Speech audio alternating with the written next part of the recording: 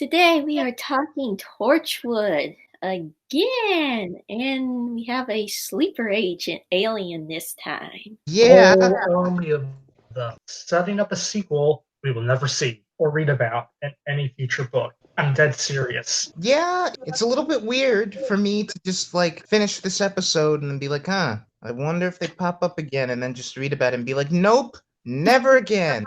No significance at all. Just like the dangling plot threads of Miracle Day.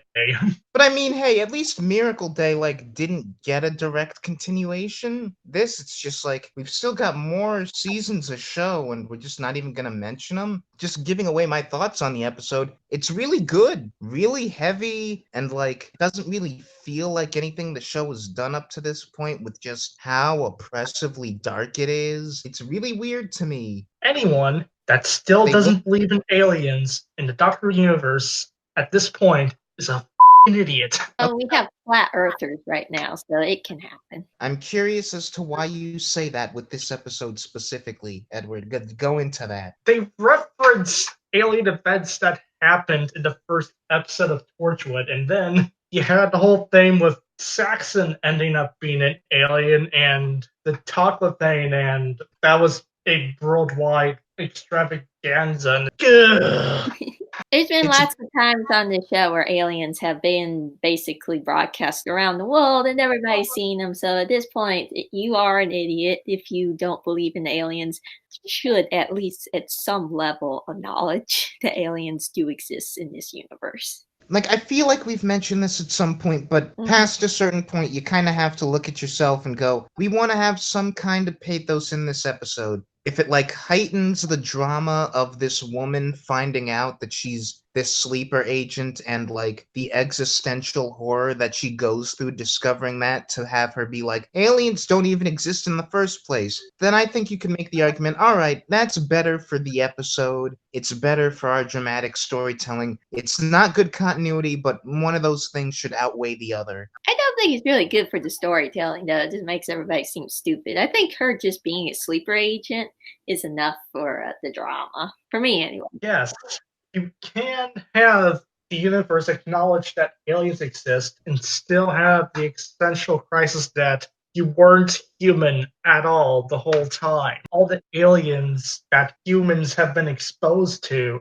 at large in 21st century were all bad. We should probably talk about what the heck we're talking about. Torchwood shows up at this house where there's been a double murder because these guys attempted to break in and then something happened. The couple who's there has no clue what's going on. One of them is injured. The other one, the lady, isn't. It slowly turns out that she is one of many, many sleeper agents across specifically Cardiff. So that's neato. Well, I mean, of course, the Rift, duh.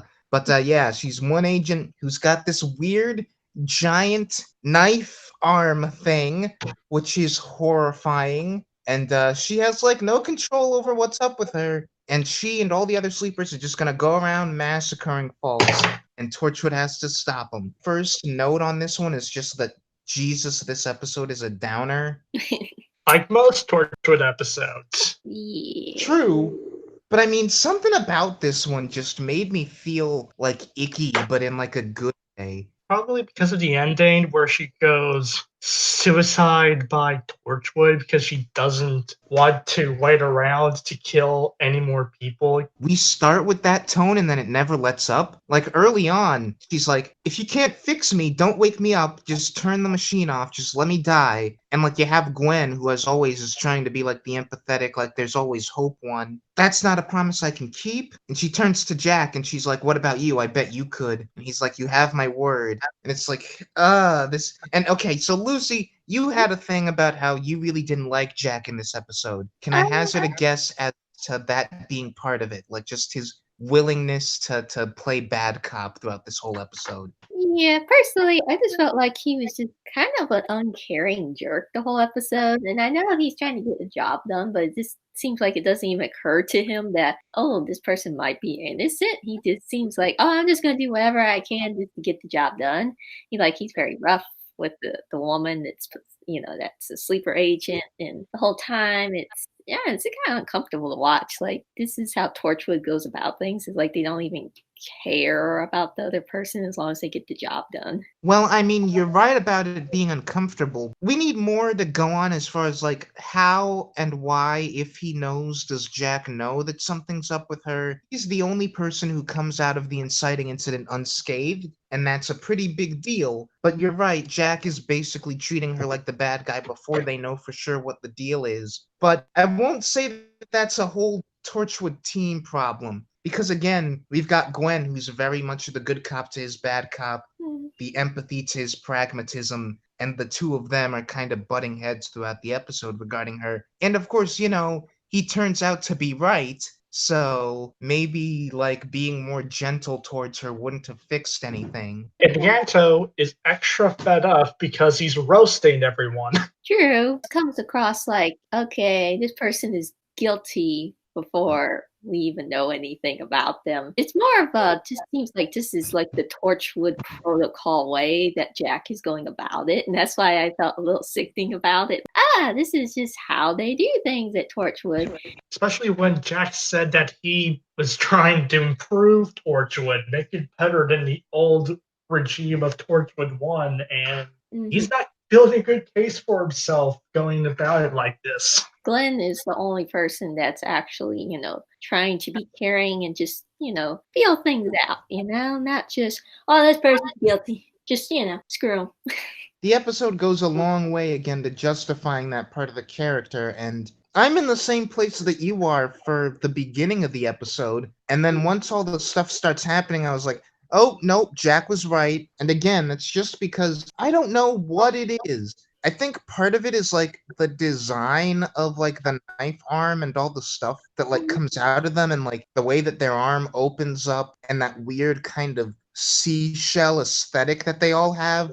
But something about the way that these things look just skeeves me out. And yeah, you're right. The show has always been dark, but we've never gone to like straight up just people walking around stabbing innocent people indiscriminately. And like the closest we've gotten to that was the finale of last season. And even that was just, people kind of bloodlessly dropped to the ground en masse. And that's horrifying, but it's less viscerally disturbing to me than just you're having a casual conversation with your husband, and then suddenly a signal goes out and they're not the same person, and then they stab you and they're dead, and they go out and they stab everyone in their path. Once all of that starts going down, it's kind of difficult for me to be mad at Jack for like wanting to avoid all of this. I feel like the plot makes it okay, but it still doesn't sit right with me. That's fair enough. To carry off something that Edward mentioned a while ago, Ianto is weirdly jokey in this episode.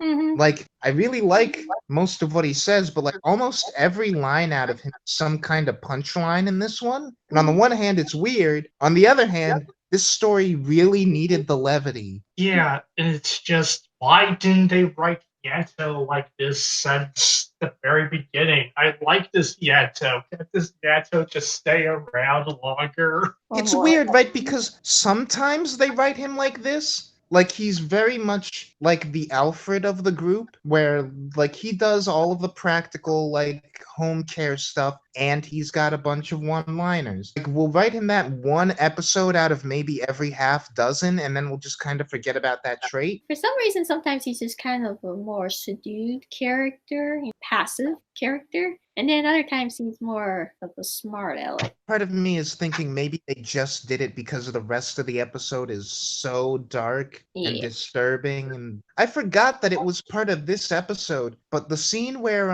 like the young mother or the babysitter or whoever that is has like got the stroller with her, like she's also a sleeper, and so the signal activates and she just walks away. And the stroller just rolls into oncoming traffic and gets hit by a car off screen. I saw that scene a decade ago when I was watching through this show for the first time, and I have not seen this episode since then, but that scene stuck with me. Really morbid, even for this show. I just can't let it go. We will have to watch the rest of it, but it's morbid, that's for sure. And like an EMT is one of them, and like the guy he's operating on is just left there. I had some bad luck right there. Yeah, the husband snaps his wife's neck. It's like they didn't waste any opportunity to show you like every aspect of how horrifying this whole thing would be. And like in the hospital, when Beth with her boyfriend or her fiance or whatever, and like they're having a nice moment, and she stabs him, and she's like looking at her arm, like I don't even know what I did. I didn't have any control over that. It's a really scary. Oh boy, yeah, it is. And I think that aspect could have been played with maybe a little bit more. I mean, as is in the episode, it's fine, but it's just I wish that was delved into a little bit more thoroughly. Mhm. Clearly a lot of like collective growth between the team, or at least like becoming a more efficient unit, happened in the 8 months that Jack was gone. Mhm. And again, within that time, from Jack's perspective, he's just been held by a crazy person and tortured up in a helicarrier for a while. He's not in the same headspace as everyone else on the team is. Yeah. And you're right.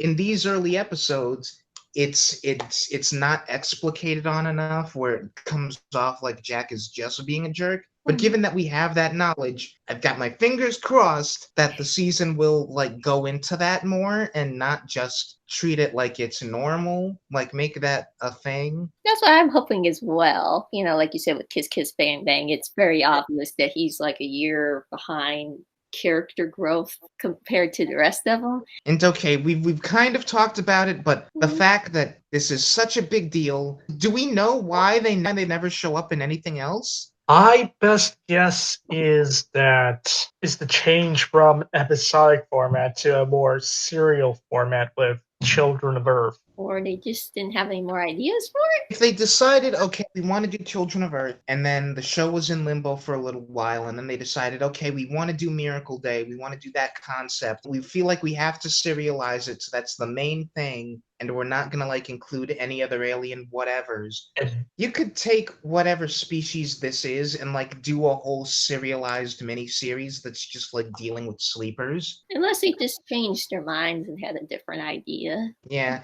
either that or like people working on the show feel like I feel, which is that even for this show that was a little bit too heavy and dark and they didn't want to keep going back to that well. Maybe. forgotten because Torchwood was unceremoniously put on hold. Yeah, maybe they wanted Yeah. to move later on and stuff, but either way, I would think a dark story like this would be right up the alley. This is kind of what you want to utilize for a adult version of Doctor Who.